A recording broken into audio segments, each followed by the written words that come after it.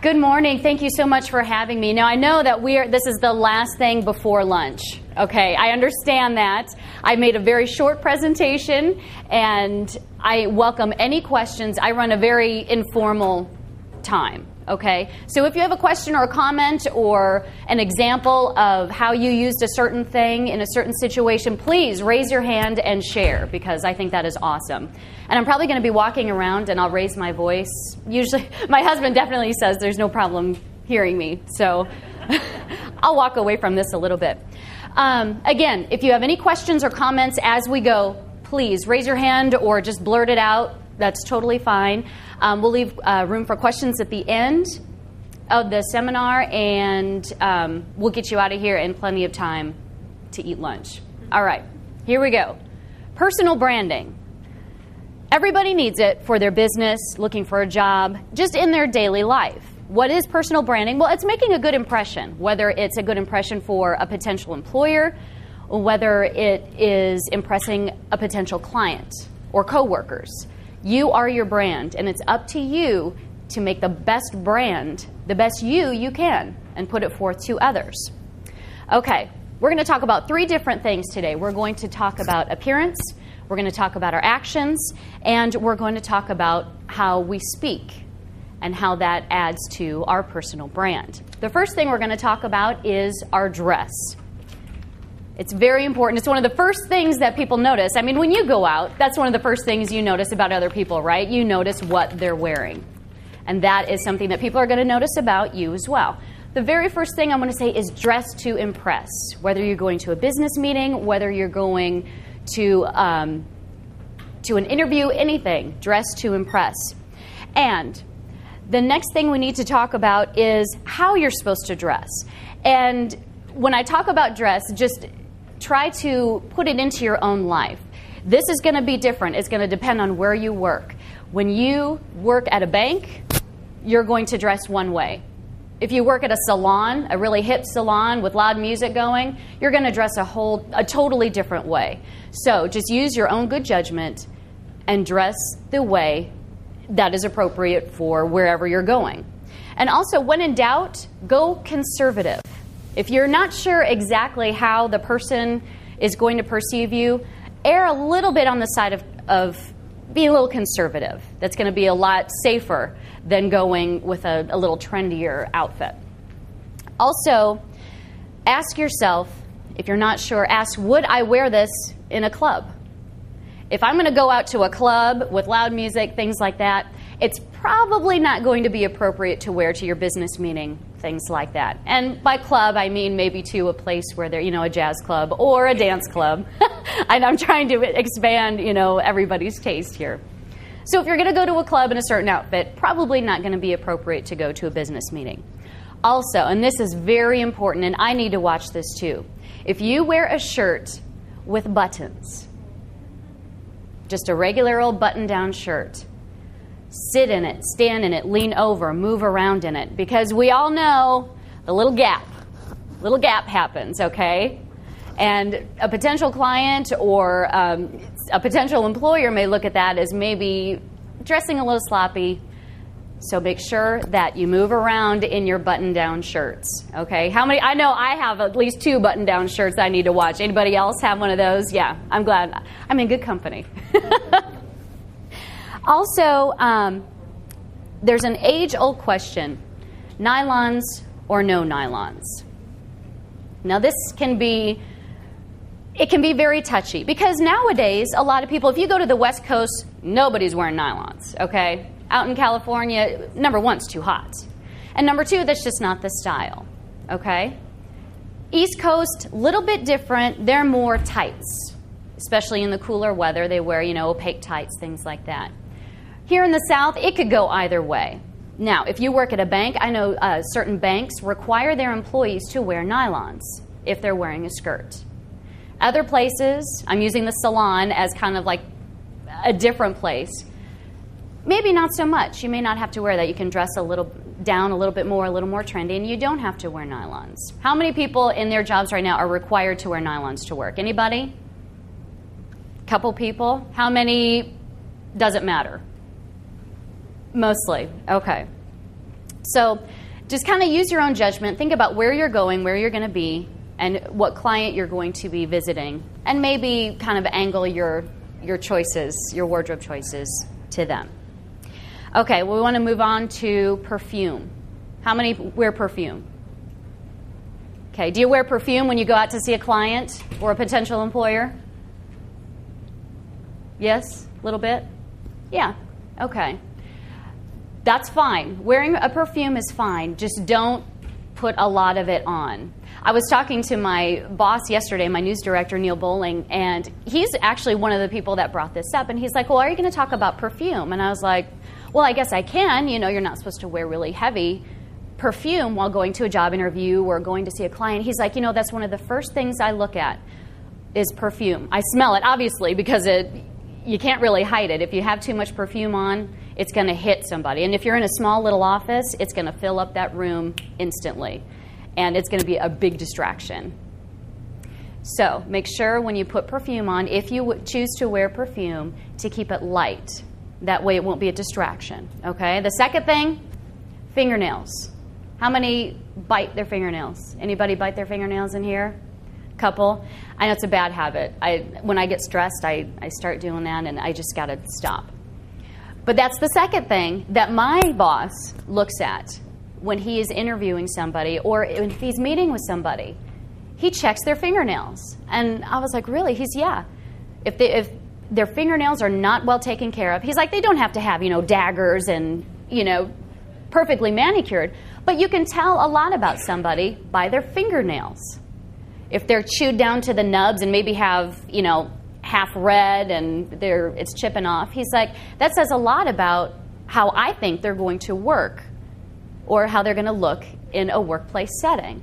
So he wanted me to mention that as well, and I think that's a great idea because with me, my fingernail polish always chips off, and I pick at it and stuff, and I don't even think twice about it, but I try to get it off before I go to work. And it does say a lot about you, and it just makes more of a clean-cut appearance. Does that make sense? All right. Now, let's move on to jewelry. We're just ripping through this. Anybody have any questions or comments so far? I feel like I'm just ripping through it. Okay, good. We'll be well on our way to lunch here in a minute. Okay, now let's talk about jewelry. Everybody wants to wear jewelry, look nice, right? Everybody has some nice jewelry on today. But when you're going to meet with a client, again, depending on the client and depending on where you're going, again, keep it simple, okay? Earrings, a necklace, watch, things like that. Nothing, you don't want to have anything too overpowering because a lot of the bigger jewelry is distracting because it clanks. Anybody have jewelry that clanks around a little bit? I do. I have a couple of pieces, and they're gorgeous. I love wearing them. They look great.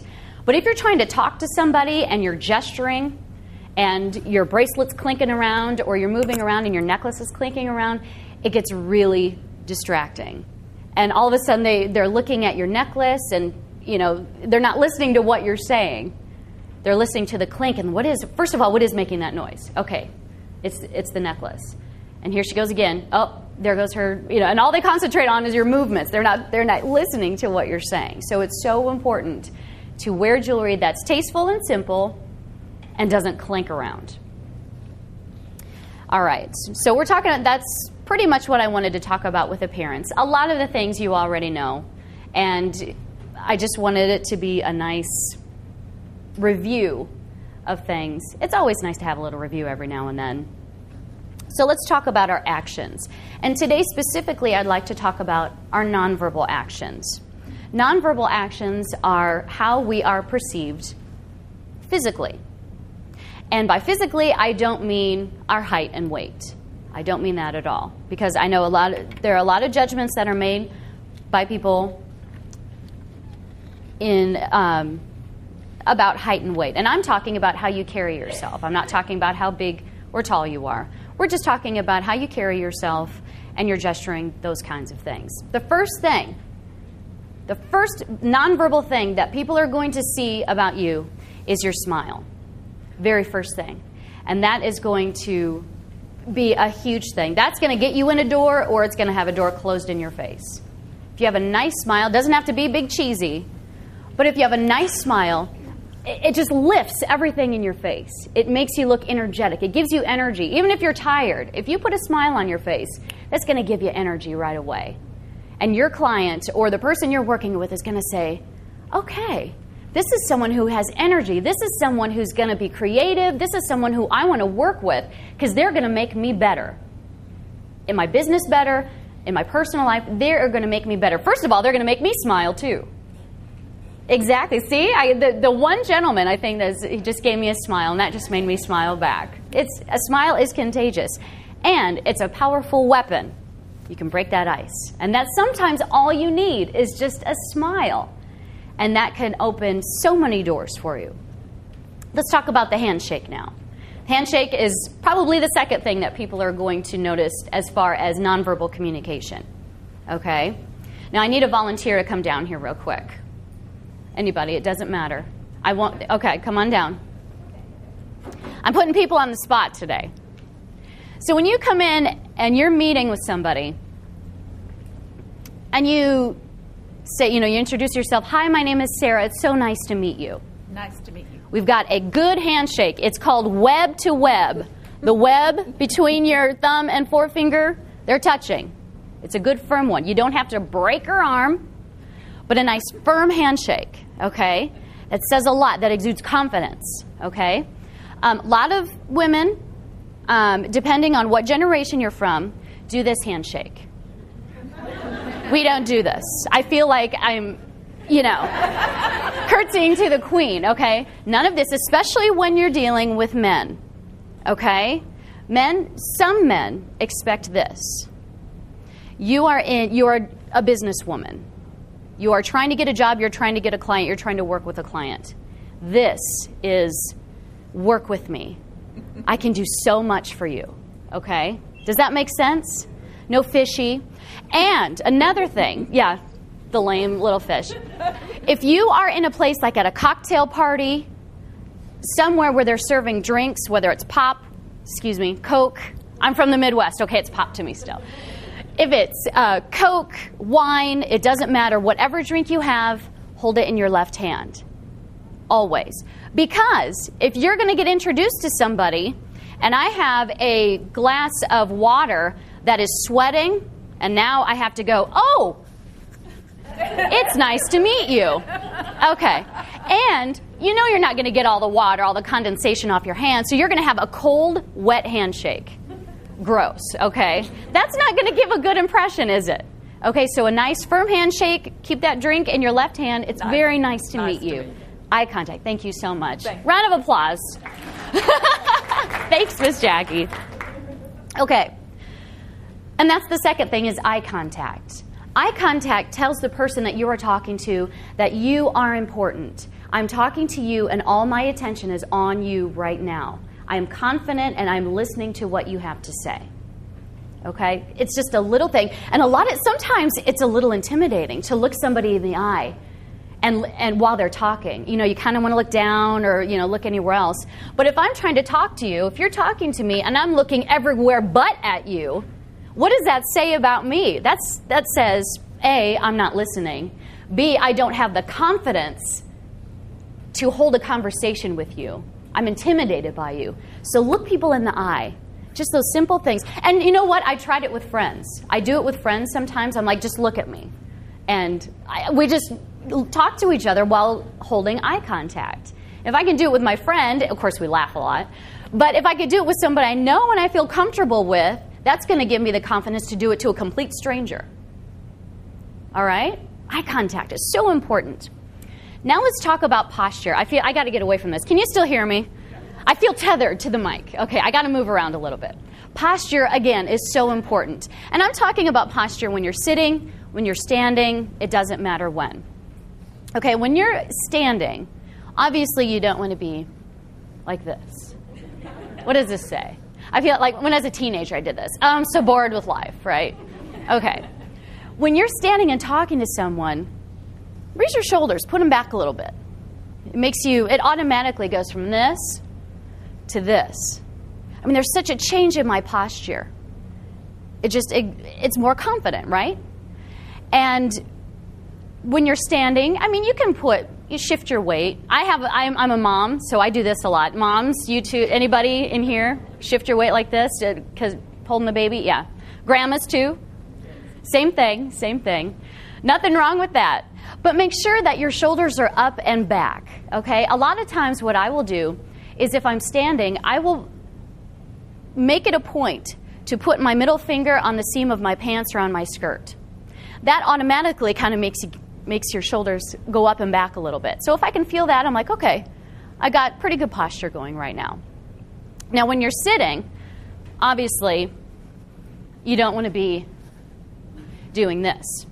And if you're talking to a client or something like that, you don't have to be, rigid and erect and yes, I'm listening to you and I think that's great. But if you're still sitting up and you're comfortable, you can move around a little bit. You don't feel rigid like you have a board for a spine. It's just going to make such a better impression than I'm scared, but I'm sitting up and I have good posture. Or if I still have good posture, but I'm moving around a little bit, I'm more mobile. Does that make sense? Okay. Any questions so far? Everybody's so quiet. You're just hungry. I know. It's all right.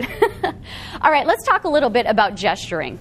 I am probably one of the biggest gesturers I know. And when I talk, especially when I get excited, I start gesturing. I go crazy. That's okay. Gesturing, you're animated. That means that your personality is coming through, okay? If you watch the news and you see me, sometimes you see my hands at the bottom of the screen because I'm gesturing as I'm talking. And that's okay. Gesturing is great. I just want to show you just a couple of things that will help as you're talking, especially if you're showing a client something.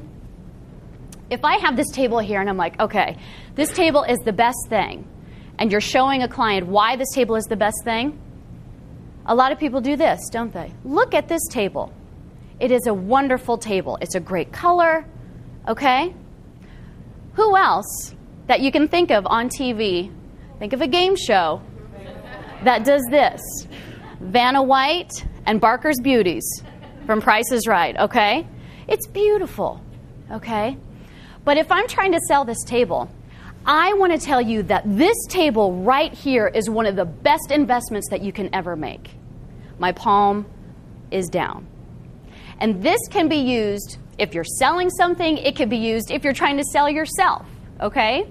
If you're talking like this, sometimes your shoulders automatically go up and you're like, well, I would really love to work with you, okay? What does that look like? Oh, please hire me. Please work with my firm. I love it, What you need to do, I would love to work with you, and here is why, okay? Whether it's palms down like this, whether you do, a Bill Clinton or whatever you do, try to keep your palms down, okay? It kind of centers you. It kind of keeps you down instead of going like this. It just kind of keeps you down a little bit. And it looks better. It looks more confident, okay? So gesturing, just little things like that, the person you're speaking with probably will have no clue. They won't say, ooh, she's gesturing with her palms down. But they're going to notice a difference in how you hold yourself. And they're going to say, that person knows what she's talking about, and I want to work with that person. Right? Okay. Just little nonverbal things make such a big difference. Now, the poor one man that we have in here, we're going to put on the spot. We're going to talk about assertive versus aggressive, okay? And as women, and excuse me for saying this, as women, we walk a fine line. We want to be assertive, okay? We want to get our ideas known. But sometimes we are perceived as being aggressive, whether we're asking for a raise, whether we're wanting our idea to be heard, whether we're in charge of a meeting and trying to tell somebody else that, that idea is not going to work. We can't do that. It's really hard for some women to say no and to say why they're saying no, okay? And I'm going to pick on our poor male. I'm sorry. But I want to ask you, in a business setting, what are some things that you notice that women do that may make them look more aggressive than assertive? Or are there any? I mean, our poor guy. Well, I mean, you already talked about dress. Uh-huh. So if your dress is inappropriate, you're already going to be unbalanced in the relationship, in the business relationship. Right. Let's say all things being equal, you're professional, you got the handshake down. Mm-hmm. The biggest thing are your facial expressions. Okay, facial expressions, if you didn't hear them, that's one of the big things. Yeah, facial, because sometimes, especially, I work for an Oxford chamber. Mm-hmm. And we're led by a woman. And she wears her emotions on her face. Mm-hmm. So if she does something, we all go,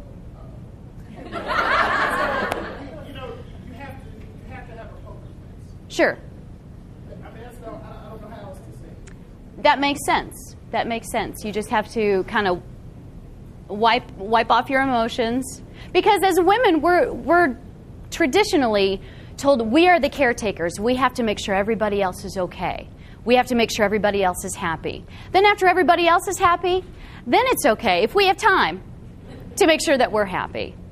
So, and a lot of times that's reading emotions and having our emotions known. So I definitely can understand that. But there's a young lady in our office who does our education initiatives.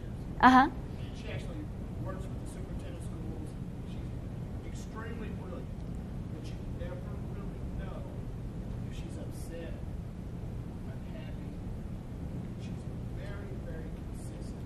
Mm-hmm. That's who I ask questions. Okay. For those of you over here who couldn't hear it, there's a person in his office, a woman in his office, who you never can really tell if she's really upset, angry, or otherwise. She's consistent. And he is the one that she goes to for all of his questions. Okay?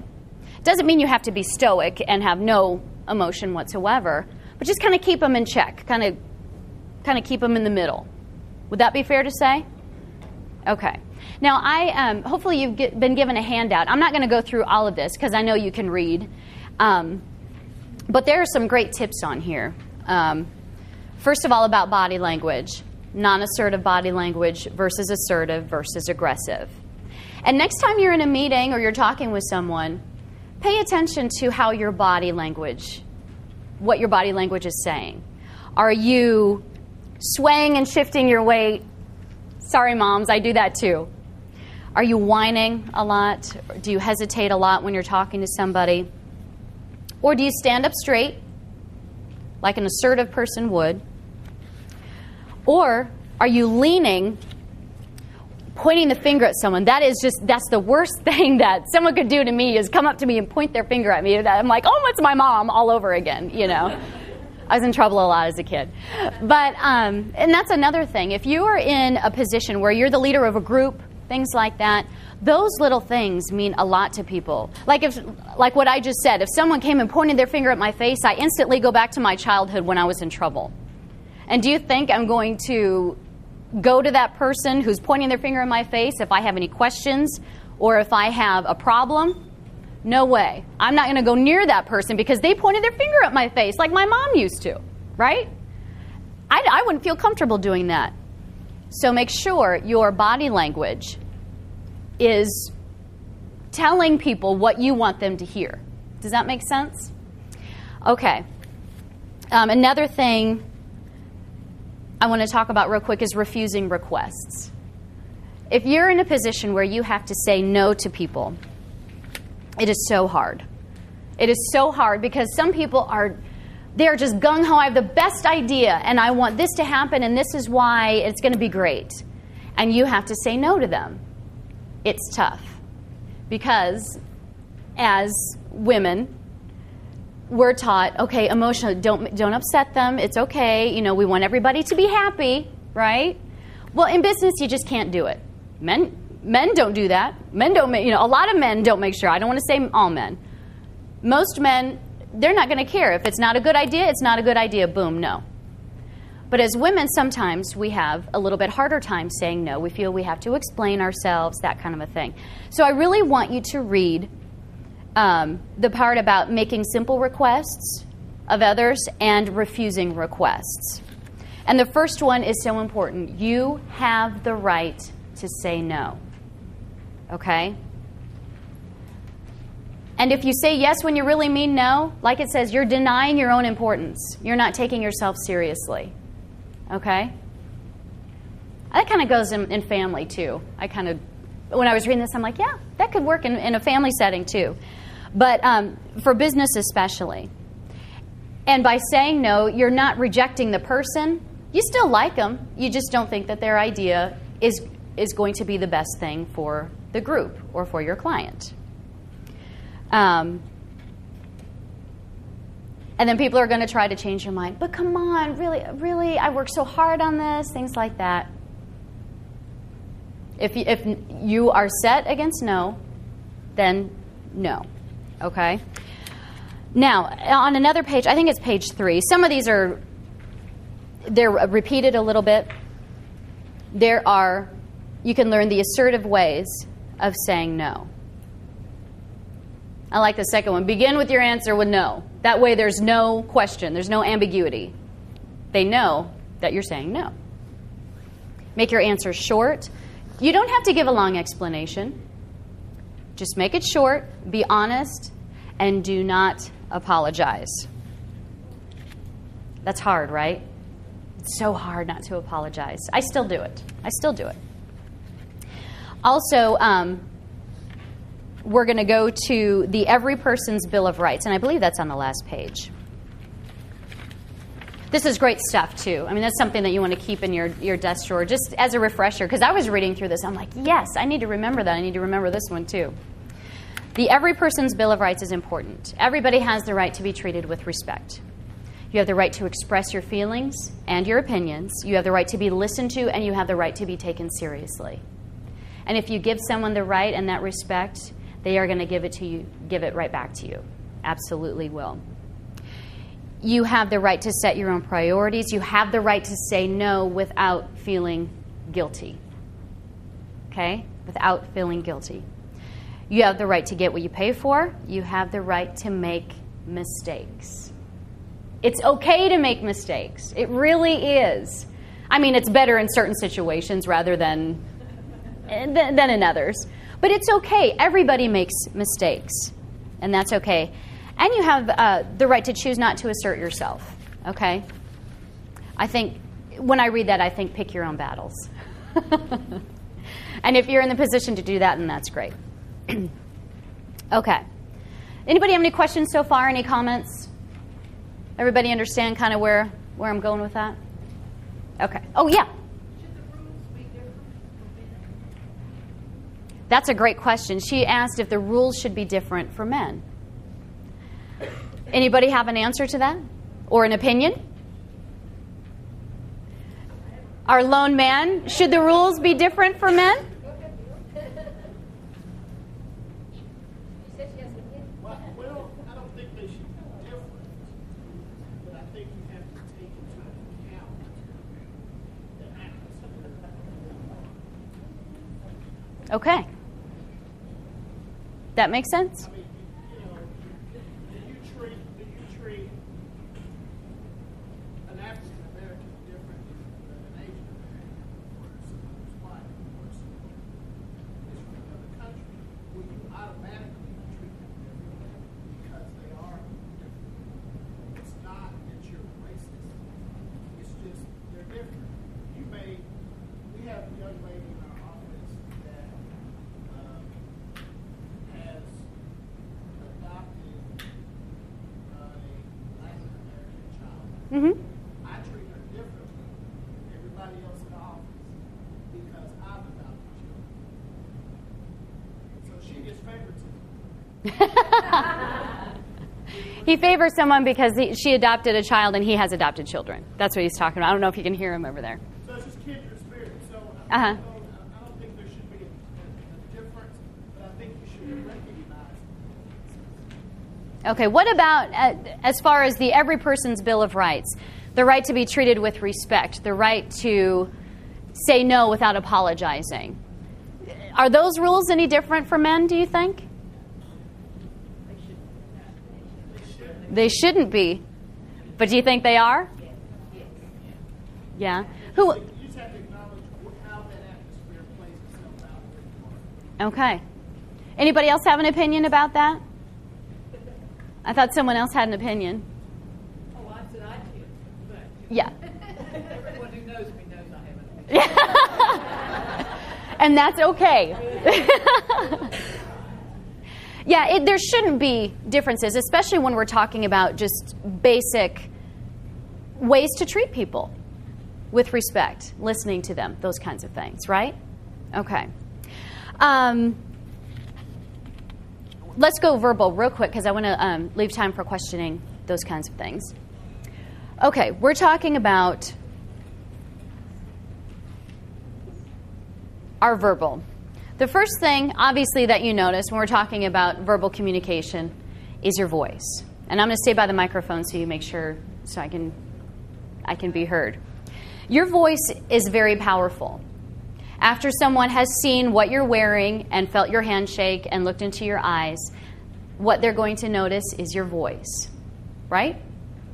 Now, okay, all sickness and illness I have, whatever aside, they're going to notice if your voice is nice and pleasant, if you sound like Paris Hilton, hi, it's so nice to meet you, or hi, it's nice to meet you.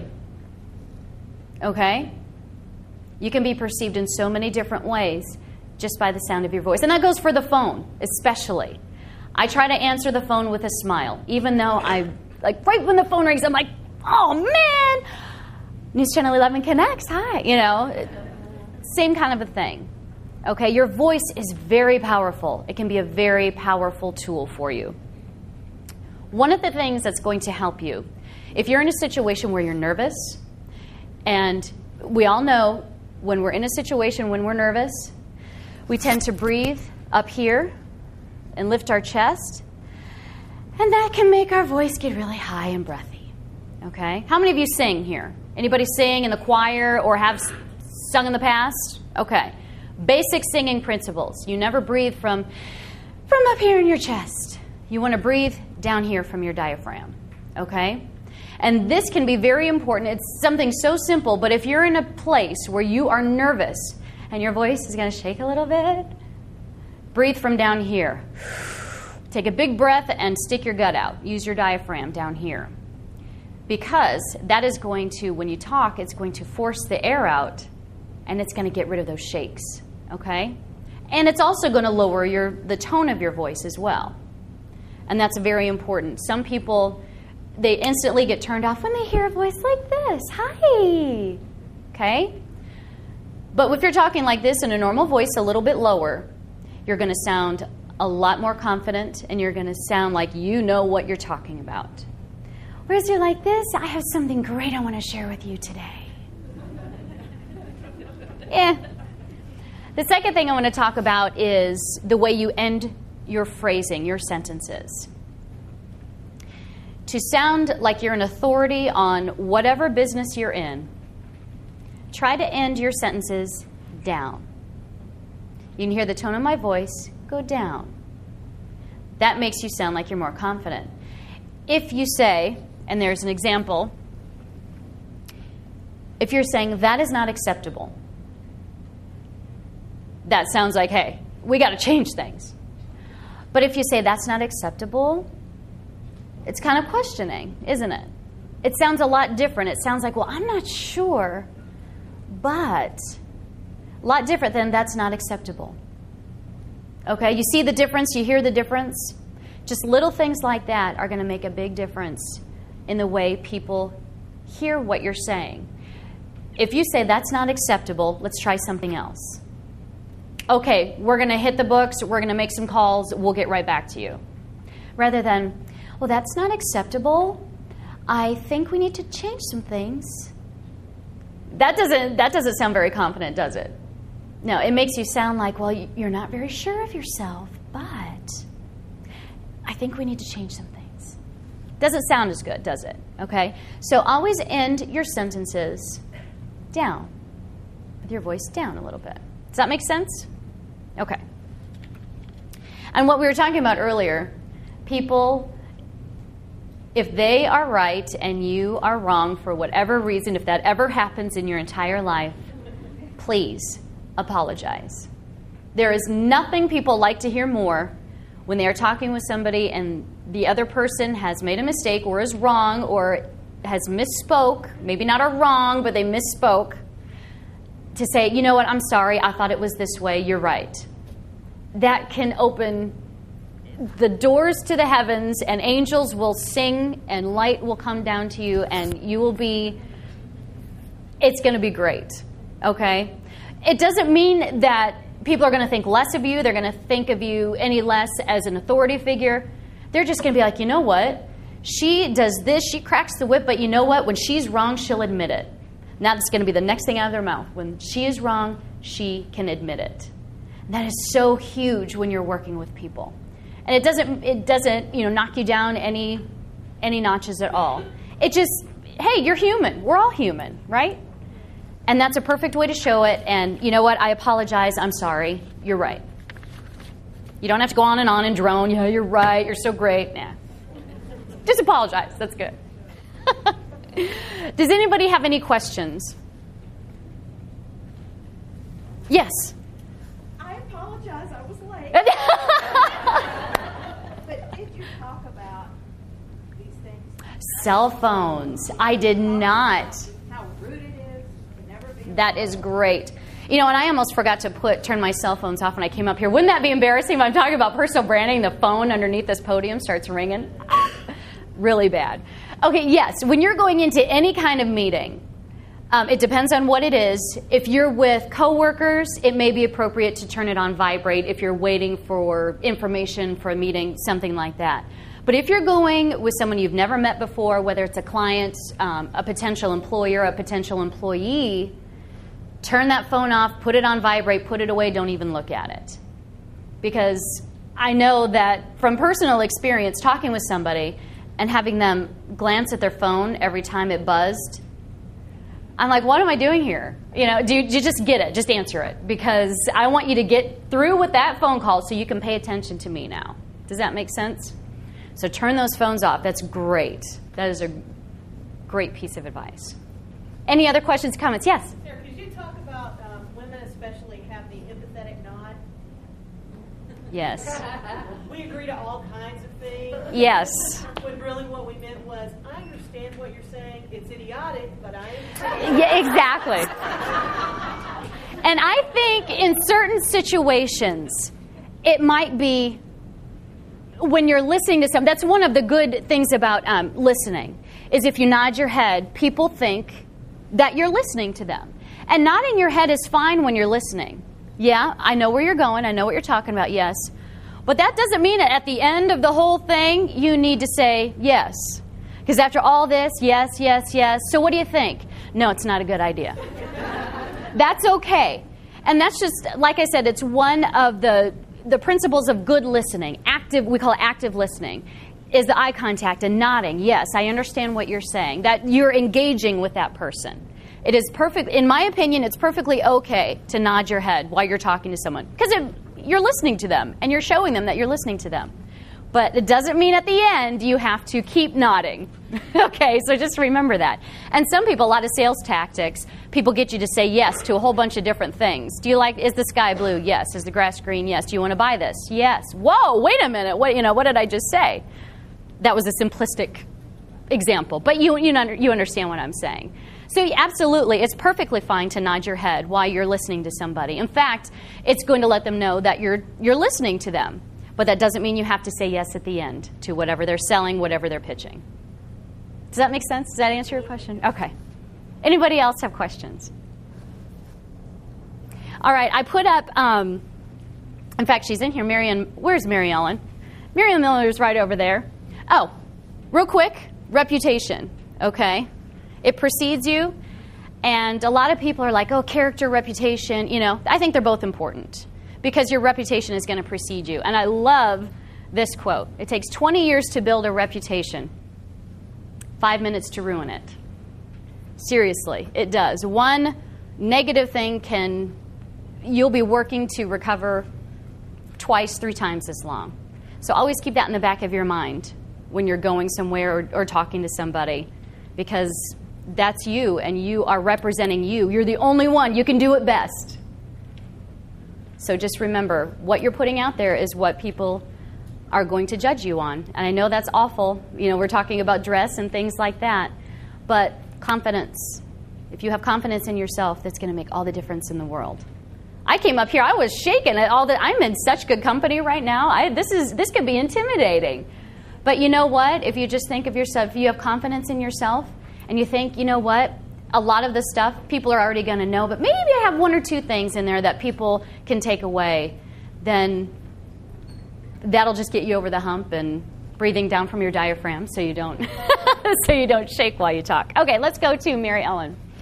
Mary Ellen is a marketing person. She is actually on News Channel 11 every Thursday talking about personal branding and different things like that. And she's right over here. Raise your hand, Mary Ellen. If you have any questions about personal branding or marketing yourself, she is a great resource. And her website is marketingmel.com. And there's also this wonderful website, and she writes wonderful books. Her name is Susan Rohn. One of her books is How to Work a Room. She can give you advice on how to talk to people. After the whole pleasantries, what do I say next? Have you ever done that? Walk up to somebody, you start a conversation. Hi, nice to meet you. A great party, isn't it? And then there's this awkward silence. And you're like, okay, think of something, anything, And she has written some great books, and that can be a really good resource for you, a really good tool to put in your personal branding toolbox as well. And her website is susanrohn.com. And I know that Jose is going to or has talked to you about, later. It's going to be later. Okay, thank you. He's going to talk about Facebook and using tools on the internet as far as networking, things like that. I have a Facebook page. You can go to my Facebook page. I'm on Twitter. I send tweets during the newscast. Some of them aren't all business related. If Bill's throwing paper at me, which he does constantly when we're on the anchor desk, I'll say, hey, Bill's picking on me. Things like that. Jose will tell you if that's probably wrong or right to do. But my handle is up there, SDiamondWJHL. And if you want to get in contact or if you want to start sending tweets to other people from the station, you can log on to our website, TriCities.com, the keyword connect. Everybody now, producers, reporters, everybody, have a Facebook page, and they are on Twitter. And that's how important this is. And it has taken our business places we never even thought. Yeah. On that note, Sarah, can you talk a little bit about how social media personally has affected you in your personal brand? Yes. Yeah, she was asking me how social media, like Facebook and Twitter, has affected my personal brand. And I had a Facebook page before the station had us have our Facebook pages. And, I got in touch with a lot of people that I had lost contact with over the years. And so I found myself, not that I have, bad things on my personal Facebook page, but I have pictures of my children. And I have things like that I hesitate to put out to the general public for obviously safety reasons and other reasons. So I found myself kind of torn. This is the me, and this is the station me kind of a thing. But it is fantastic. You will talk to people in a way that you've never talked to them before. I talk to viewers about anything from, hey, I live in Gray and it's thunder and lightning over here, to, you know what, I really need help with this and this. Can you do a story? Can you help me out? And you just get a sense of what people are worried about, in their everyday lives, what they're worried about, what they're dealing with. And I think it could do great things for your business. And Jose will just talk to no end about social media and working with that. And if you haven't gotten on Facebook or LinkedIn or Twitter, definitely think seriously about doing it. It doesn't take long, and it's super. It's fun, and you get to talk to a lot of people, potential clients, potential employers, and potential employees. So does that answer your question? Okay. Any other questions? Comments? Concerns? Okay, well, thank you so much for being here. I ended a little early, but I think that's okay because I think everybody's probably a little bit hungry. If you ever have any questions about what I do or anything we talked about today, feel free to send me an email or a tweet or locate me on Facebook. Thanks, everybody, so much. Have a wonderful day.